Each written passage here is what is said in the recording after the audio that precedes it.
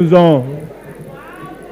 fait l'honneur et l'amitié d'être présents aujourd'hui depuis ce matin. Merci. Mes salutations fraternelles.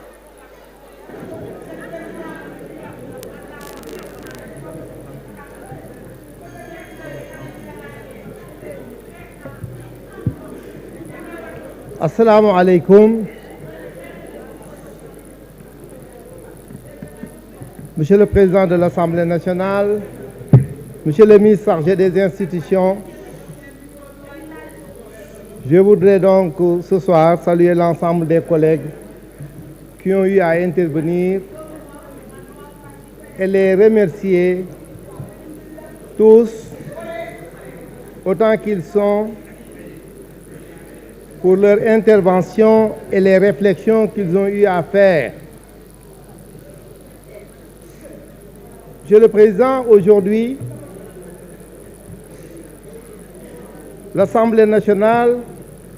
est convoquée en plénière pour la ratification, pour voter la résolution portant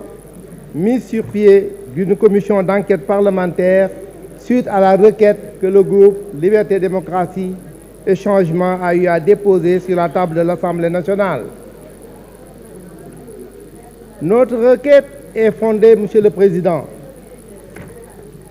Elle trouve son origine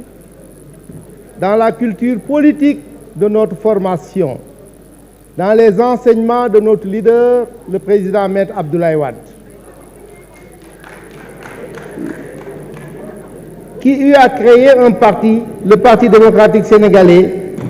et d'aucuns ont eu à dire que c'était la première opposition légale en Afrique. Pendant que dans d'autres pays, c'était des mouvements de libération qui se créaient, c'était des mouvements qui pensaient prendre le pouvoir par la violence, notre leader, le président Abdoulaye Wade, a créé un parti qui s'est adossé sur la Constitution, sur les lois et règlements de notre pays. C'est dit donc que ce parti, que tout le monde a connu légaliste, récidive aujourd'hui. Toutes les conquêtes démocratiques, toute la lutte politique que le Parti démocratique sénégalais a eu à faire au Sénégal, sous l'égide de notre leader, le président Abdoulaye Wade, a été adossée à nos lois. Nous avons eu à travailler à conquérir progressivement toutes les libertés. La liberté de nous réunir, la liberté de réunion garantie par la Constitution. D'abord, la liberté de constituer une association parce que personne ne pouvait faire un parti. On a eu à en user. La liberté de nous réunir, la liberté de l'expression, la liberté de presse, et j'en passe. Le secret du scrutin, etc., etc. C'est dire donc que c'est cette culture que nous avons de mener toutes nos luttes, et à chaque fois que nous avions été spoliés, à chaque fois que nous avions eu des revendications, nous nous sommes adossés sur la loi. Ce sont donc de ces traditions que nous venons qu'aujourd'hui, nous sentant spoliés, nous avons eu recours à un instrument qui est garanti, qui est mis à notre disposition par la loi et par notre règlement intérieur. Donc, la commission d'enquête parlementaire que nous avons déposée, que nous vous présentons, est dans la lignée de ces instruments, et dans la lignée de ces méthodes de lutte que nous avons. Le Parti démocratique est un parti légaliste qui utilise la loi. C'est pourquoi j'ai dit donc que cette requête est consolidante pour nous. Elle consolide aujourd'hui notre démocratie. Parce que c'est un pas nouveau. Pour la première fois, le Parlement va se déployer dans la plénitude de ses responsabilités. Pour la première fois, le Parlement va s'élever dans la dignité de ses responsabilités. Le Parlement est l'organe qui représente le peuple. qui agit est fait au nom du peuple. Alors, ce qui s'est passé dans ce pays, tout le monde l'a constaté. Au lendemain de l'invalidation de notre candidature, de la candidature de notre frère Karim Meïssa Wade et de l'ensemble d'autres candidats, beaucoup de bruits se sont élevés dans le pays. Beaucoup d'interrogations sont en train d'être faites. Alors, cela demande à être éclairé. Le Parlement est l'outil que le peuple a, et le peuple lui a conféré les responsabilités de l'éclairer par des commissions d'enquête parlementaires. C'est pourquoi nous ne devons pas faillir à cette mission. Faillir à cette mission voudrait aujourd'hui que nous nous débinions. La souveraineté est à nous,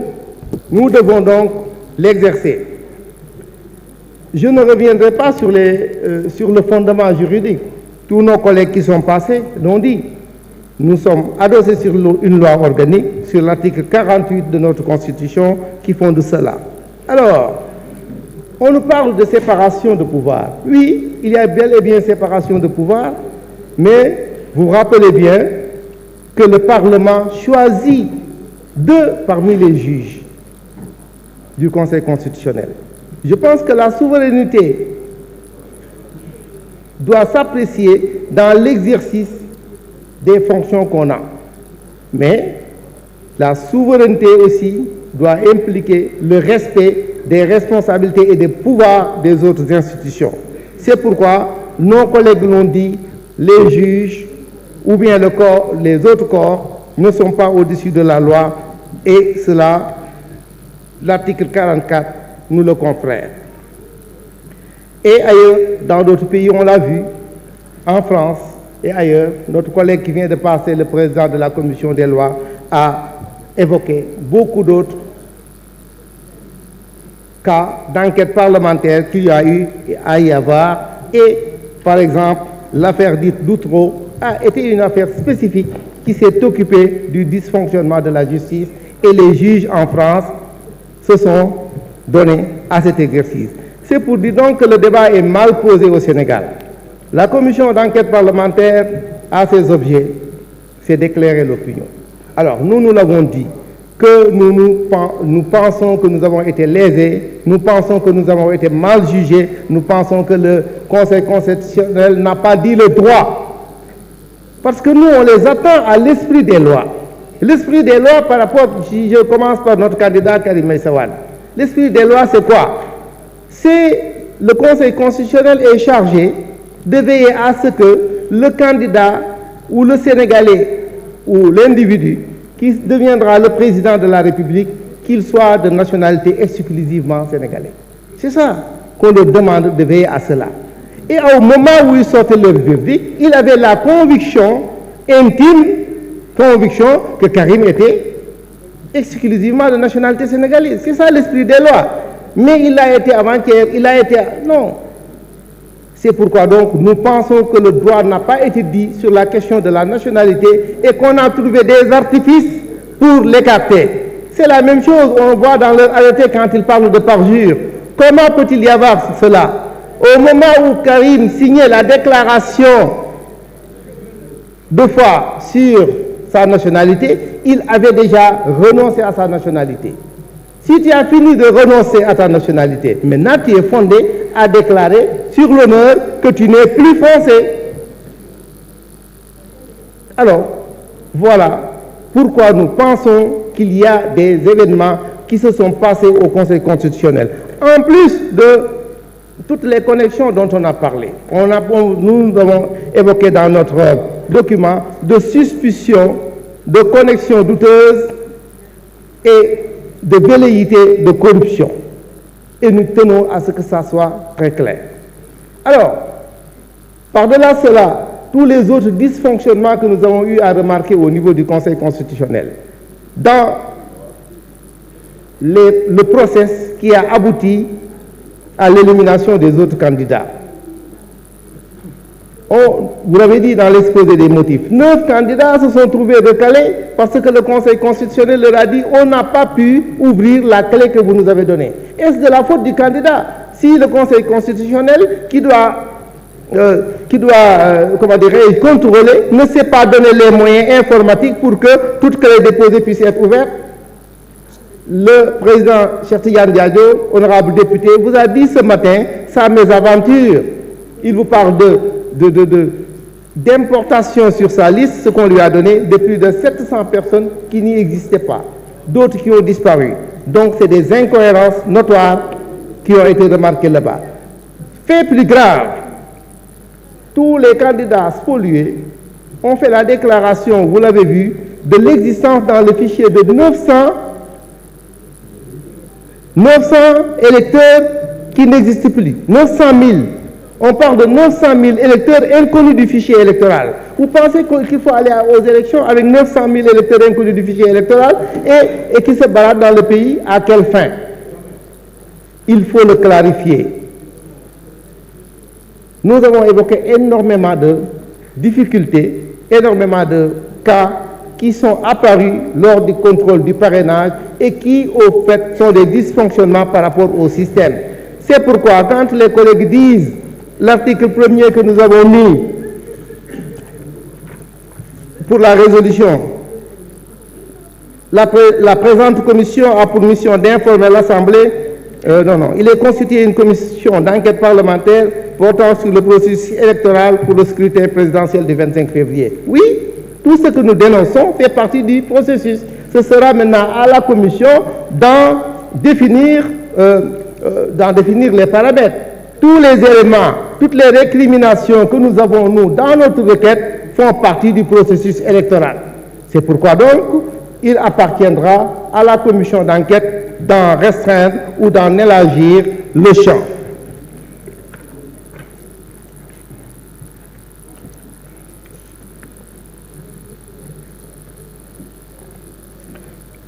Beaucoup d'autres collègues ont parlé de ce qu'ils appellent les preuves que nous avons.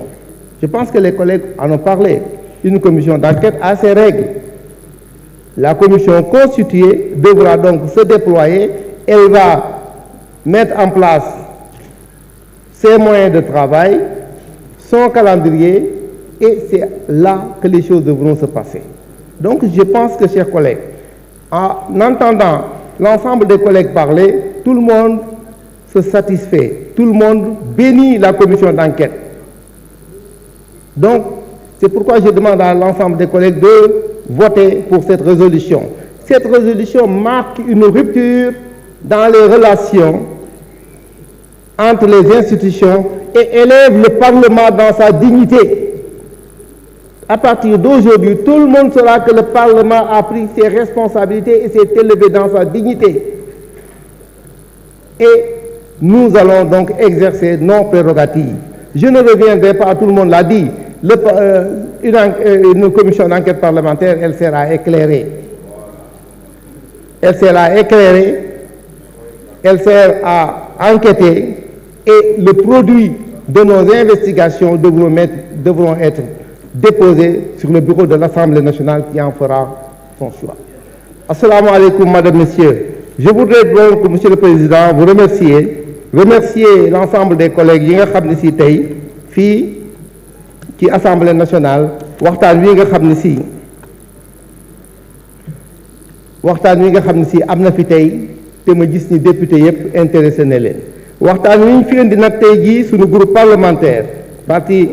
groupe Liberté Démocratie Changement moo ko fi indi laaj parlement bi pour ñu def commission d'enquête. ñun nag ñoo nga xam ni si dañoo soxikoo ci président Abdoulaye Wade nekk góor googu nga xam ni en 1974 moo créé parti démocratique sénégalais ñu tuddee woon ko parti bi nga xam ni si moo jëkk a judd ci Afrique te di xeexe loi, la première opposition légale en Afrique. ba mu ko créé ba tey bépp xeex bu nga xam ni si xeex na ko ci Sénégal daf ko sukkandiku ci droit. loolu la ñuy wax une opposition légale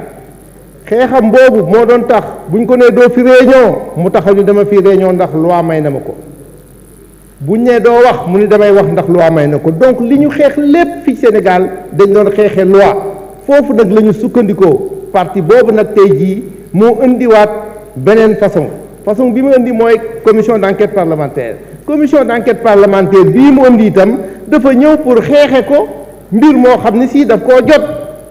tey bi nga xamee ni si am nañu lu ñu naqare ci élection yi def nañu nit ñu def suñu candidat te ñu gis ni du suñu candidat rek lañ ko def gis ni processus électoral bii ñu jublu muy ay élection présidentielle li nga xam ne si ay rëq-rëq la yu bari yu ci am ñépp a ngi koy wax ñu ni kon nanu seet nu muy defee demuñu ci mbedd mi taaluñu ay pneu wutuñu yeneen système mais am nañu lu ñu ko mën a xeexee mooy commission d'enquête parlementaire loolu moo tax suñu parti instruire groupe parlementaire bi nanu déposer une demande d'enquête parlementaire demande bi loolu nag mooy loolu ndax itam lii dafay nekk loo xam ne si ni nga xamee ni si PDS noonu la liggéeyee ci état de droit noonu la liggéeyee pour Sénégal ñu koy dégg fépp moom ak patriotes yi àndandoo yëpp ba nga xam ne si Sénégal dafa avancé ba raw réew yëpp ci droit looloo tax jéego bii itam ñu tegati ko muy jéego bu rëy boo xam ne si ñi ko dégg ñëpp dañ naan PDS rek mën loolu ndax loolu mooy culture am bu amee lu ko naqari moom xam na fu muy jeexee fu mu koy xeexee day dem ci loi day dem ci constitution seet lan la ko may pour mu xeex li nga xam ne si moo ko neexul loolu moo tax bi ñu demee ci constitution bi gis ni député am na droit def enquête parlementaire te loolu sunu loi assemblée nationale feddali na ko ci article 48 loolu moo tax ñu déposé lii nag bi ñu ko déposé bari na ay wax yu jóg ñu naan souveraineté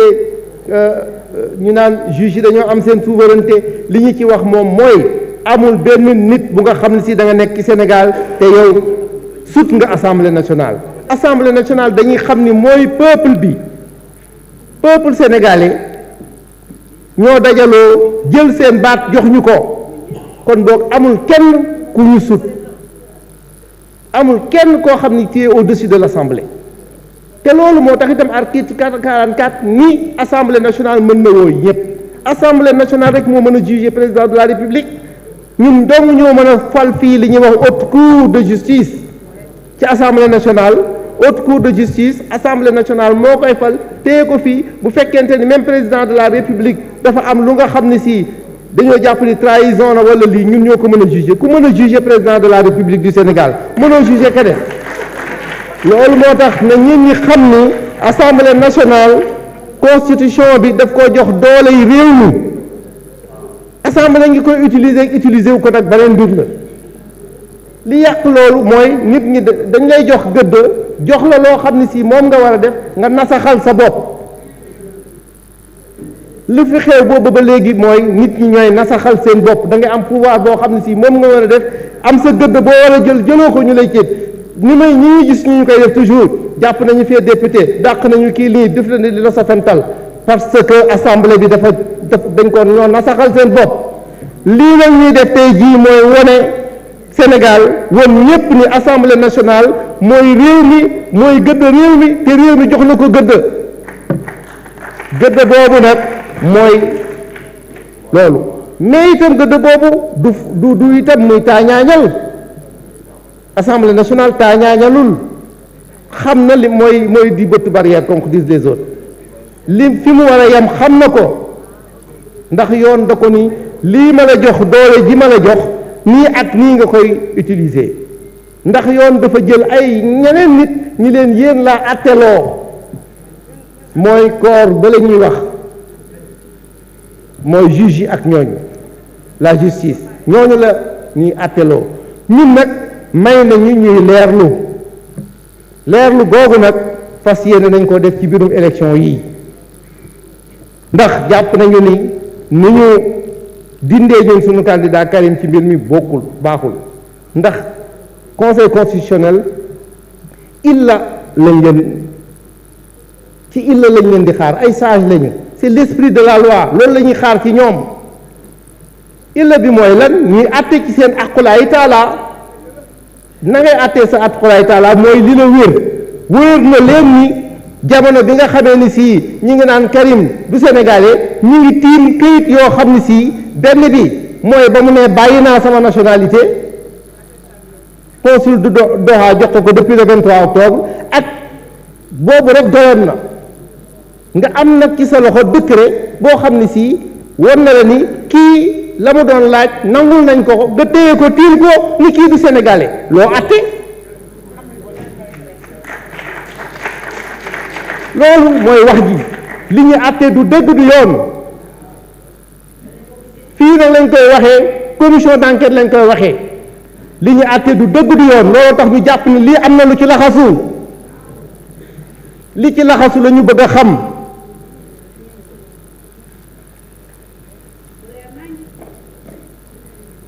kooku benn mbir la leneen lii tam mooy yeneen candidat yépp ku ci nekk am nga tolof bi nga demee conseil constitutionnel 9 candidats yoo xam ne si dañoo tolti def lu rekk ñu daj ko ci àll bi ba defar seen parrainage bi ñu ñëwee ñu ni leen yéen kenn mënta ubbi seen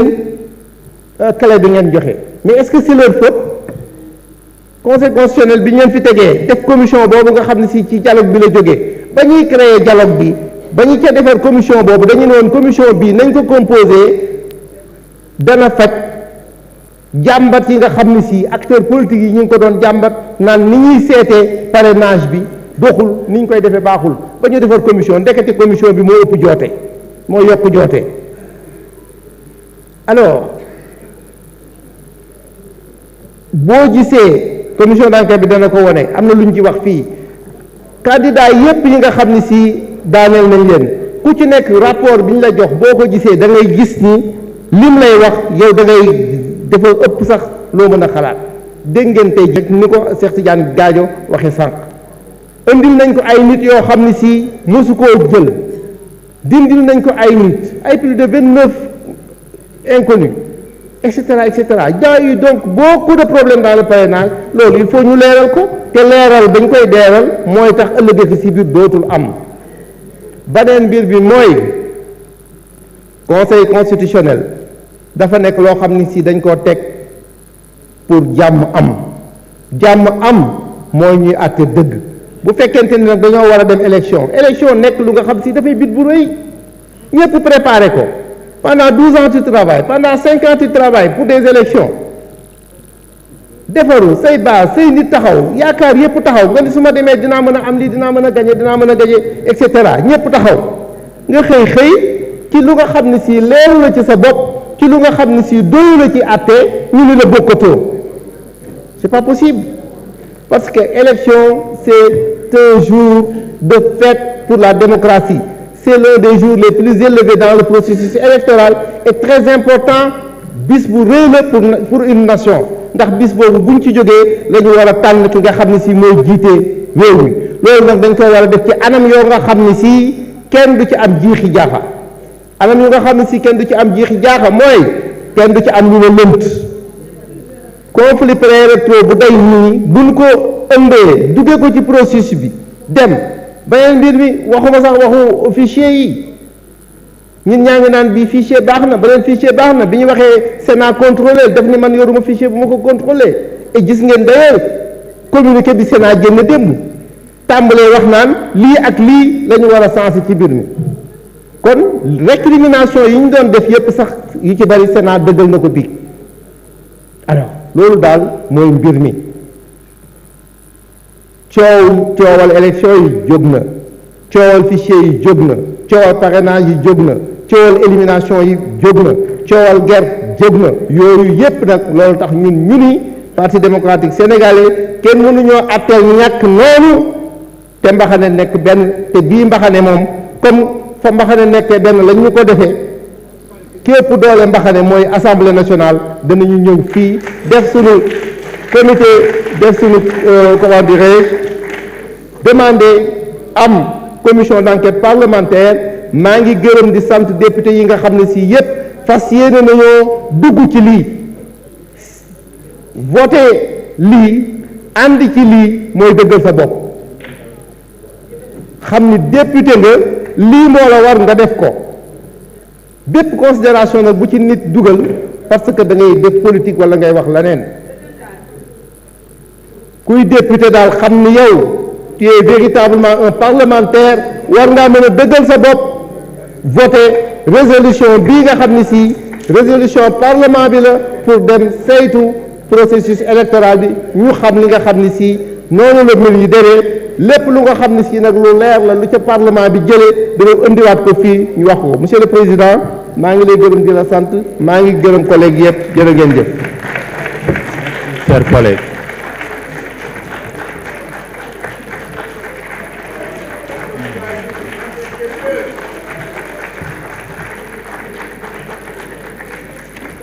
La discussion